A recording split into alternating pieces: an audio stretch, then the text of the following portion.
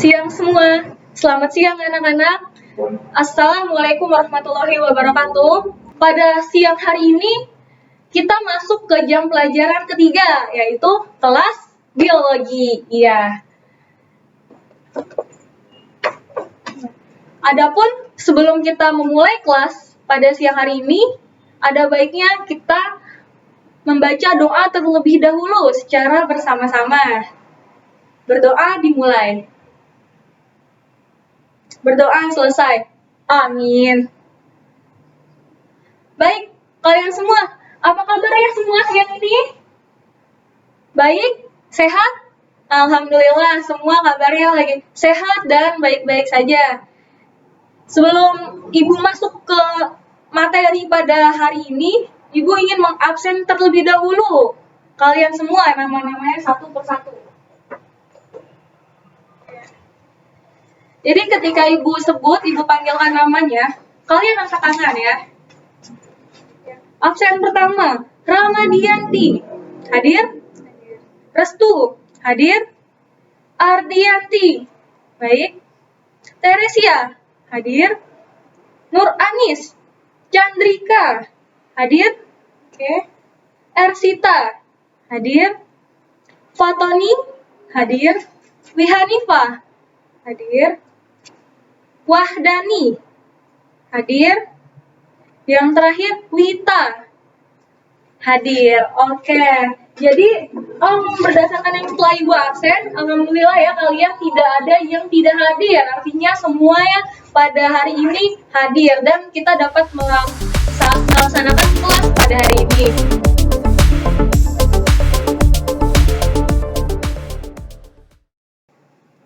Baik, sebelum masuk ke pembelajaran pada hari ini, untuk materinya, Ibu ingin sedikit merefresh otak kalian dulu terkait materi yang dipelajari pada minggu kemarin atau minggu sebelumnya, yaitu tentang virus. Coba, ada yang masih ingat? Ada berapa jenis siklus hidup pada virus? Angkat tangannya, coba siapapun. Baik, iya benar sekali. Ada dua, yaitu siklus lisogenik dan siklus litik. Baik, jadi ternyata untuk materi yang minggu kemarin kita semua masih ingat ya, masih mengetahui dan tidak lupa akan materi tersebut. Jadi Ibu langsung saja masuk ke materi pelajaran hari ini. Hari ini kita akan belajar materi terkait bakteri. Sebelumnya Ibu ingin menjelaskan tujuan pembelajaran kita atau pokok-pokok bahasan apa saja yang akan dipelajari ke depannya pada materi ini. Jadi untuk bakteri sendiri, materi bakteri, kita akan ada 2 kali pertemuan. Yang pertama pertemuan pekan ini yaitu hari ini dan pertemuan pekan berikutnya. Adapun materinya yaitu ini, ciri-ciri bakteri, struktur bakteri, bentuk sel bakteri, klasifikasi bakteri, reproduksi bakteri, dan peranan bakteri. Jadi tujuannya adalah kita dapat mengetahui, menjelaskan, dan mampu membedakan terkait bentuk maupun klasifikasi, serta kita memahami apa itu poin-poin dari materi ini.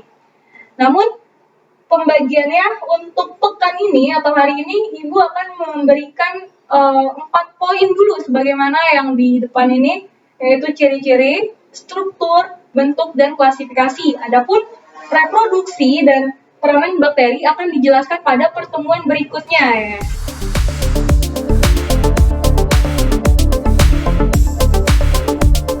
Untuk pertemuan pertama hari ini, Ibu ingin kalian membagi anggota, yaitu membagi kelompok menjadi beberapa kelompok, dan masing-masing kelompok terdiri atas 4 sampai 5 orang.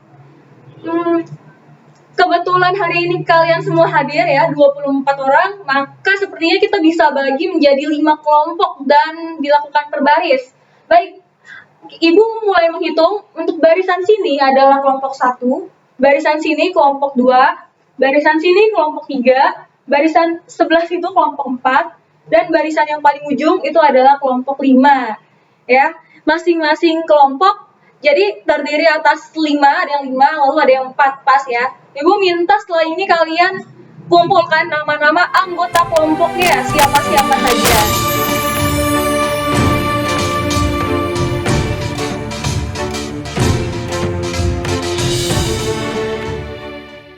Anak-anak, tadi sebelum kelas ketiga ini adalah jam istirahat ya, istirahat, makan.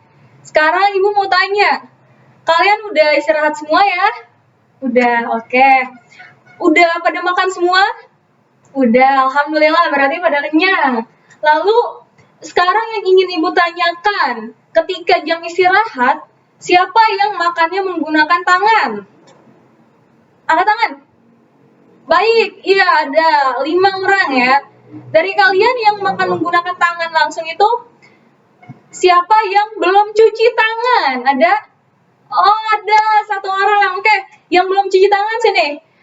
Ibu pengen kamu ke depan kelas dulu untuk mencuci tangan. Kebetulan di depan itu ada wastafel, ada sabunnya juga.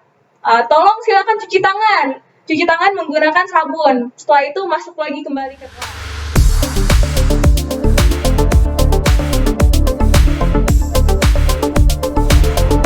Baik, setelah cuci tangan, silakan duduk kembali.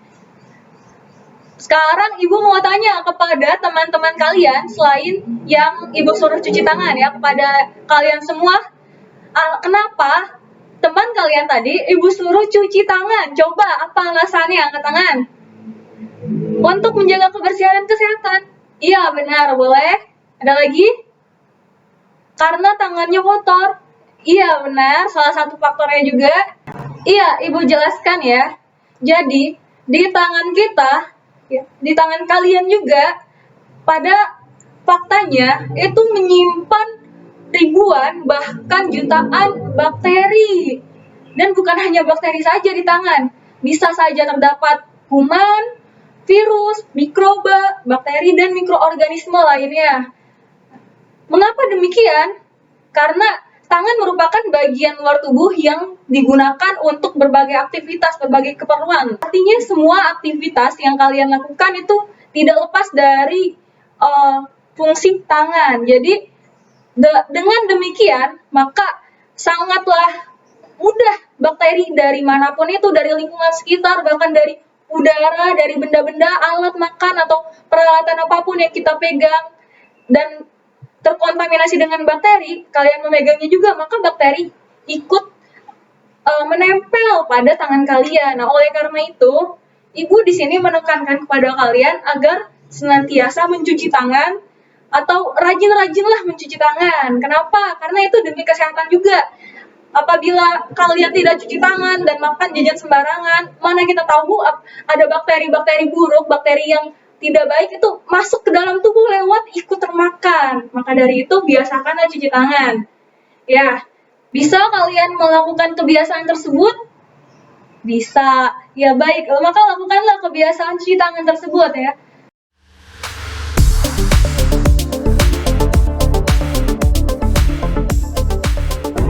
Baik, sekarang Ibu akan menampilkan video pada kalian semua. Jadi video ini masih tentang bakteri. Kalian bisa lihat dulu videonya. Ya ini. Kedengeran semua suaranya? Suara pada video?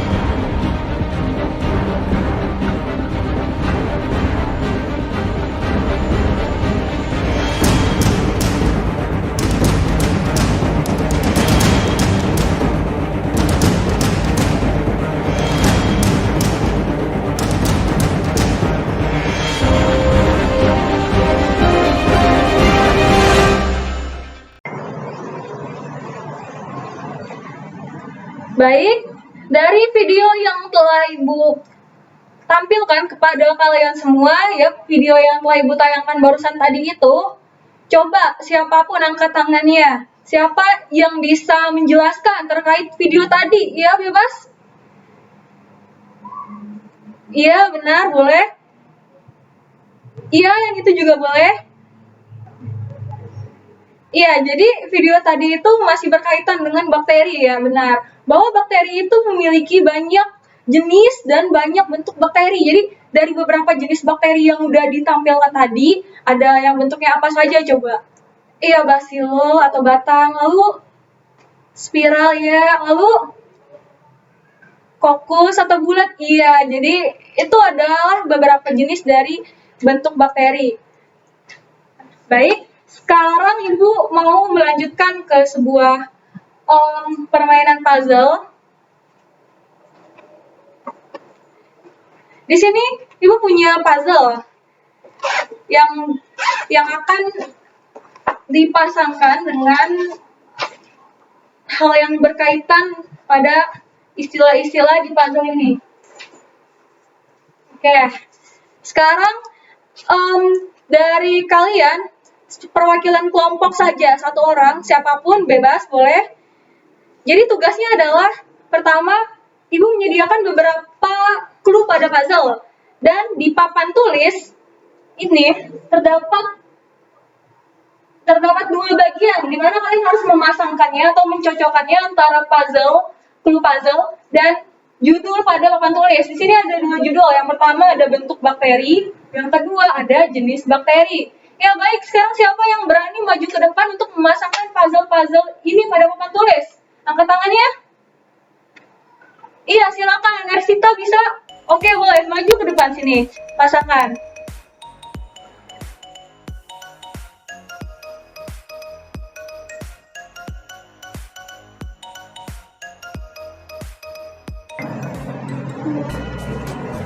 Baik, Ibu, terima kasih kesempatannya. Saya akan mencoba memasangkan puzzle ini di papan tulis. Clostridium.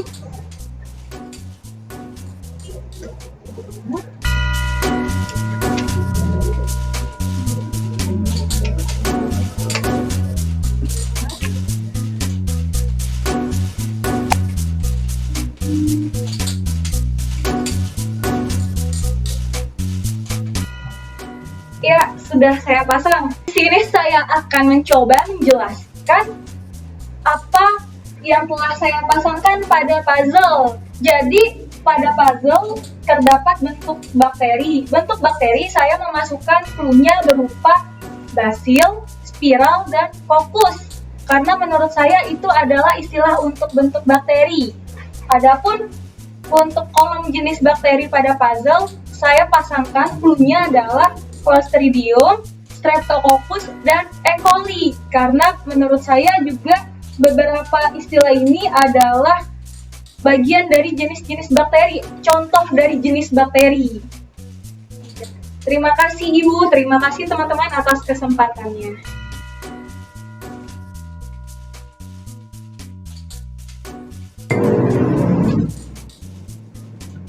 Baik anak-anak, coba perhatikan sekarang puzzle yang telah dipasang oleh teman kalian, Ersita. Ini ada bentuk bakteri, ada jenis bakteri. Dan yang dipasangkan adalah clue-nya ini. Coba perhatikan, apa ada yang salah? Ada yang salah tidak? Oke, tidak ada, ya benar sekali ya. Berarti antara clue dengan judulnya itu tepat. Oke, baik, beri tepuk tangan kepada teman kalian.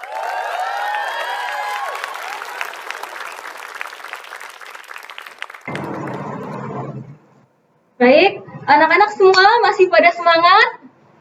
Iya, semangat. Kalau begitu kita lanjut lagi. Jadi tadi Ibu udah membagi kalian menjadi beberapa kelompok. Ada yang satu kelompoknya 4 orang, ada yang satu kelompoknya itu 5 orang. Sekarang tugasnya adalah kalian semua berkumpul per kelompok. Tujuannya untuk mendiskusikan. Ibu akan membagikan lembar kerja kelompoknya. Ini ada lembar kerja kelompok. Ya, pas sekali ada 5 lembar kerja, jadi masing-masing kelompok memegang satu untuk didiskusikan di kelompoknya. Silakan perwakilan siapapun ambil ini dan bagikan. Iya, terima kasih. Tugasnya, kalian kerjakan sesuai apa yang ada, apa yang diminta pada lembar kerja. Kerjakan secara berkelompok, berdiskusi, kemudian dijawab jawaban kelompok atau rangkuman dari jawaban kelompok kalian pada lembar kerja tersebut. Jadi nanti di dalamnya itu juga terdapat beberapa soal, terdapat juga beberapa model bentuk pertanyaan ataupun teka-teki, lalu nanti ada juga yang bagian menjodohkan. Nanti kalian memasangkan mana yang jawabannya itu sesuai, kira-kira itu adalah tepat.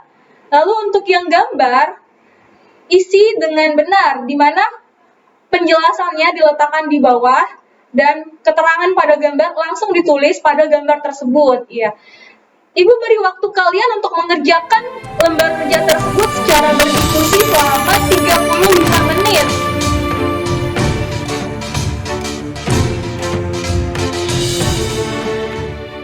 Nanti setelah itu kita akan melakukan demonstrasi per kelompok. Jadi masing-masing kelompok ada perwakilan untuk mendemonstrasikan hasil kerja kelompok atau diskusinya di depan kelas. Iya.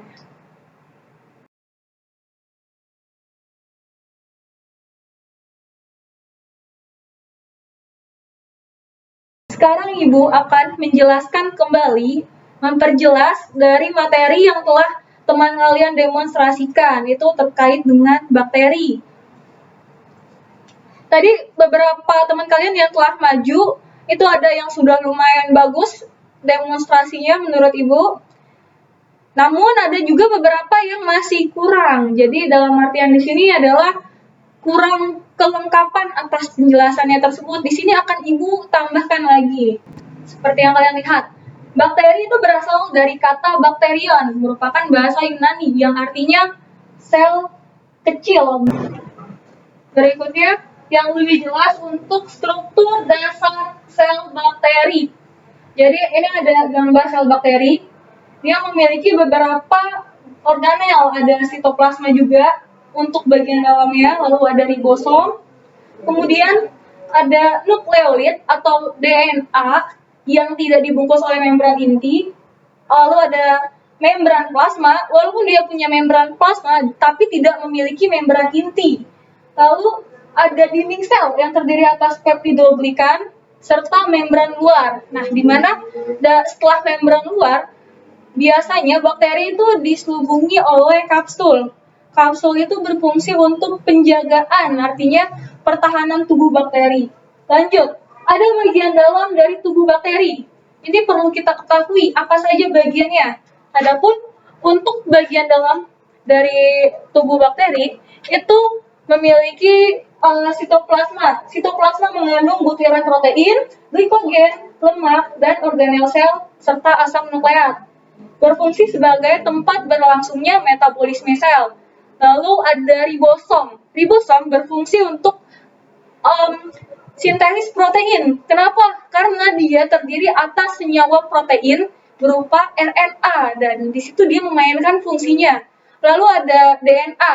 DNA pada bakteri itu berguna untuk menentukan sifat-sifat sel tersebut. Jadi mengontrol sifat dasar pada bakteri adalah DNA. Adapun DNA dalam bakteri itu hanya dua jenis, yaitu DNA kromosom dan DNA non-kromosom. DNA kromosom menentukan sifat metabolisme sel, sedangkan DNA non-kromosom itu menyusun atau menentukan sifat patogenitas, fertilitas, dan ketahanan bakteri terhadap antibodi. Lalu ada lagi granula. Granula berfungsi untuk menyimpan cadangan makanan yang atau senyawa lain yang dihasilkan sebuah bakteri. Lalu ada mesosom. Mesosom ini, maksudnya mesosom, merupakan tonjolan ke dalam. Jadi membran plasma bakteri itu ada bagian tertentu yang sedikit menonjol ke dalam. Nah, bagian yang menonjol ke dalam itu disebut dengan mesosom. Fungsinya adalah untuk menyimpan cadangan atau sebagai cadangan energi pada bakteri dan juga untuk pembentukan dinding sel bakteri yang baru, membantu pembentukan dinding selnya. Itu adalah fungsi dari mesosom. Jadi biasanya dia itu dapat dilihat ketika sel hendak membelah. Selanjutnya, ada bentuk-bentuk bakteri. Nah, di sini perlu kita ketahui bahwa bakteri itu banyak jenisnya, banyak ragamnya, dan memiliki beberapa tipe bentuk bakteri. Ya, untuk bentuk bakteri sendiri, pada umumnya itu dikenal dengan 3 bentuk. Yang pertama ada bentuk seperti gambar sebelah sini yang berwarna biru. Kalian tahu ini bentuk apa? Iya, bentuk kokus atau bulat. Yang tengah, gambar warna merah, bentuk apa? Bentuk basil atau batang, artinya bakterinya itu panjang. Lalu yang paling ujung bentuk, iya, spiral. Jadi bentuk bakteri itu dasarnya ada 3, ada kokus, basil, dan spiral. Namun dari pembagian ini bisa bentuk lagi, yaitu ada staphylococcus, lalu sarkina, dan lain sebagainya. Berikutnya, kita masuk ke contoh-contoh bakteri. Nah, apa aja sih bakteri itu jenisnya? Jadi mungkin yang hanya kalian ketahui bahwa bakteri itu memiliki banyak jenis. Iya, banyak spesiesnya juga, atau banyak beberapa karakteristik spesies bakteri yang berbeda satu dengan yang lainnya. Bisa jadi dikarenakan morfologinya atau dari sifatnya yang menentukan karakteristik. Di sini ada beberapa contoh bakteri seperti yang digambar. Ada Streptococcus lactis, artinya bentuknya apa? Coccus bulat, strepto artinya benang memanjang, artinya memanjang dan bulat. Streptococcus lactis biasa pada keju. Lalu ada Salmonella, itu merupakan racun makanan. Ada juga Campylobacter jejuni atau bakteri penyebab diare, dan lain sebagainya. Selanjutnya, ada pengelompokan bakteri. Bakteri ternyata dapat dikelompokkan menjadi beberapa kategori atau beberapa klasifikasi. Yang pertama, berdasarkan cara mendapatkan makanannya, dibagi menjadi 2. Ada bakteri heterotrof dan ada bakteri autotrof. Apa bedanya? Iya, bakteri heterotrof, dia sumber cadangan makanannya adalah berasal dari lingkungannya. Artinya dia tidak menciptakan sendiri makanan. Kebalikan dari bakteri autotrof. Autotrof itu bakteri yang dimana dia menghasilkan makanan sendiri. Biasanya dengan mengubah zat-zat tertentu seperti zat kimia, zat pigmen cahaya, dan lain sebagainya menjadi makanan. Adapun berdasarkan cara mereka memperoleh oksigen dibagi menjadi 2. Ada aerob dan anaerob. Selanjutnya, berdasarkan karakteristik dinding sel. Berdasarkan karakteristik dinding sel, bakteri dibagi menjadi 2 tipe. Ada bakteri gram positif, ada bakteri gram negatif. Jadi yang tadi sudah diketahui bahwa bakteri itu memiliki dinding sel yang tersusun atas peptidoglikan. Nah, disinilah yang memainkan peranannya. Apabila peptidoglikan itu memiliki ketebalan yang berbeda, ada peptidoglikan yang cenderung lebih tebal dibanding jenis bakteri lainnya, ada juga yang tipis. Di sini dicontohkan misal pada bakteri gram positif. Di gambar, gram positif itu memiliki dinding peptidoglikan yang lebih tebal. Jadi di luar membran plasma ada dindingnya tebal. Dinding peptidoglikannya tebal. Lalu ada lagi bakteri gram negatif. Bakteri gram negatif ini memiliki dinding peptidoglikan yang cenderung tipis. Oke, jadi segitu dulu materi hasil pembahasan hari ini. Karena untuk materi berikutnya akan dilanjutkan pada pertemuan berikutnya.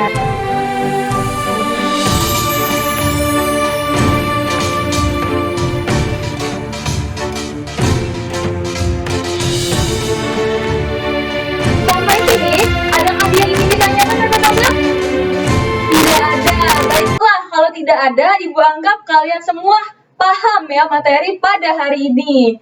Ibu juga sangat senang mengajar di kelas ini karena siswa-siswinya partisipatif.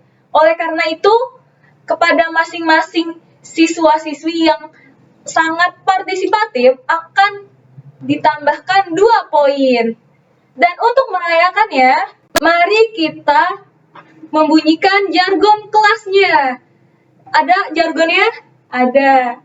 Kalau begitu, ayo dipimpin oleh ketua kelas. Bunyikan jargonnya. Senosin. Senosin. Senosin. Nisam.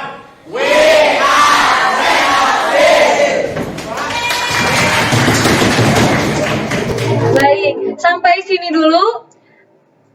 Untuk LKPD-nya yang tadi telah dikerjakan, harap dikumpulkan kepada ketua kelas. Nanti biar ketua kelasnya yang mengantarkan ke ruang guru. Oleh karena itu, berhubung waktu kita juga sudah habis, maka Ibu ingin mengakhiri kelas pada siang hari ini. Untuk minggu depan, anak-anak semua, kalian tugasnya adalah mempelajari materi yang akan dijelaskan minggu depan. Dan terakhir, Ibu tutup pembelajaran hari ini. Wassalamualaikum warahmatullahi wabarakatuh. Semangat anak-anak.